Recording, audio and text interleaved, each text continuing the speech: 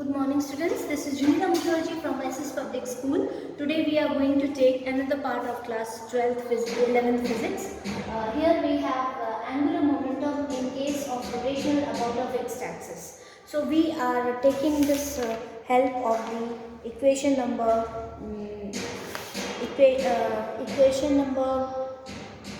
figure. It is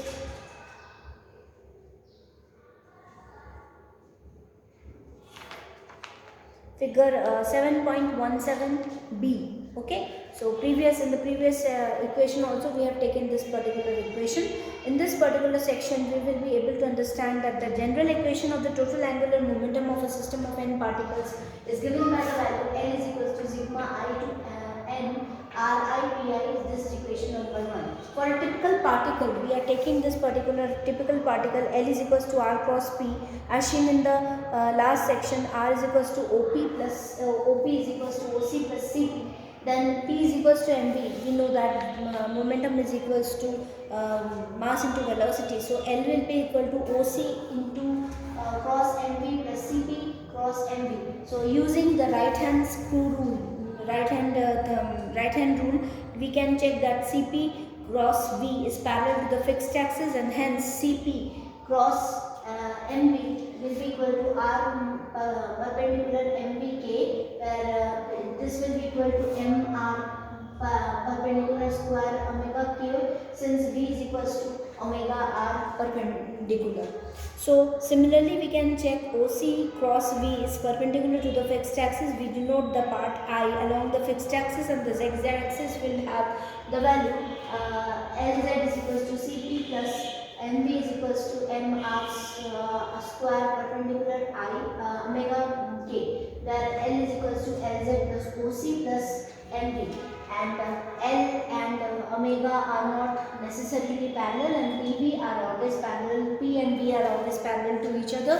So we will have this L equation given by the total angular. For computing total angular momentum of a whole rigid body, we add the contribution of each particle of the body. Here it will be equal to L is equals to Li sigma Li. So sigma Li Liz plus sigma ICO plus MIVI.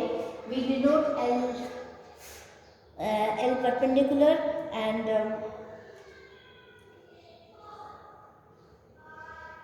L perpendicular and this particular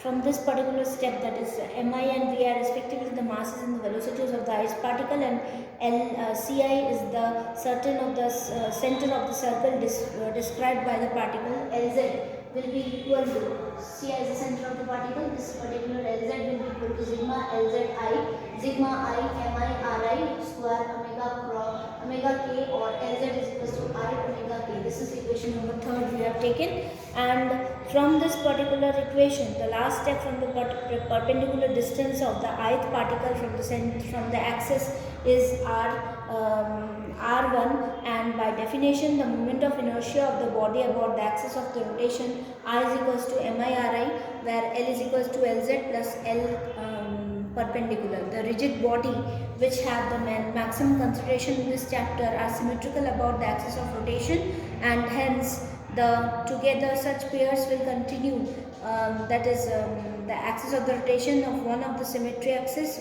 for such a body for a given OCI.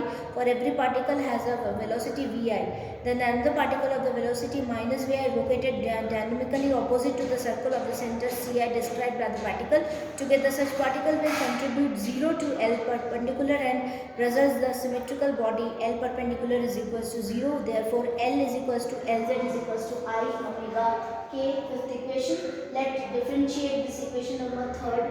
By differentiating the equation d upon dt, Lz is equals to d upon dt I omega K, where di upon dt is equals to tau. Then here we have taken tau is equal to tau is equals to tau K square K cap, and L is equals to Lz plus L perpendicular. The direction of the Lz, that is vector in the vector is fixed, and allow the rotational movement rotational about a fixed axis. So dLz upon dt will be equal to tau k, and dl perpendicular upon dt is equals to 0. This is equation number 7 and this is equation number 6 we have taken. So Lz we have taken as I omega k cap. We have taken the equation number 7.54a. Therefore d upon dt I omega will be equal to I d upon omega. I omega is equals to tau. We have taken 8th equation. From 6th equation we have taken this equation value, and I omega will be equal to I d omega upon dt, that is equals to I L. From equation number 8 we have taken this equation, and thus we are getting this equation number 8, that is tau is equals to I omega, as we have already derived this equation using the work energy and work kinetic energy rule. This is the work kinetic energy rule equation we have already derived from the equation. Okay, so this is how the particular topic is being defined. You have to remember that we have to put this particular values from this equation only. We will be able to understand the angular momentum in the case of the rotation, about a fixed axis. So angular momentum is defined by the case of rotation about a fixed axis, being defined by this particular value, that is given by tau is equals to L omega, L alpha, I alpha.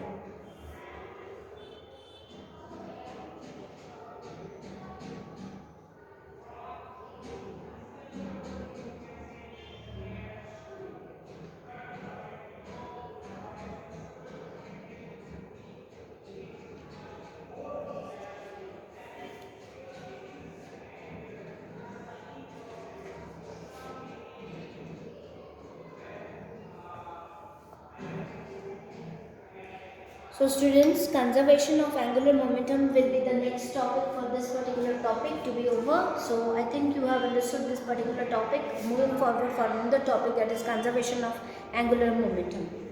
Thank you students.